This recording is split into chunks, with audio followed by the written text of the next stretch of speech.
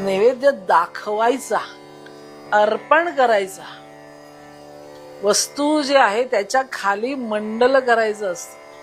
प्रत्येक गोष्ट ही यज्ञ कुंडामध्ये आपण टाकतो आहोत आणि ती यज्ञाच्या द्वारे देवाला पोहोचणार आहे, ही त्याच्या मागची कल्पना आहे.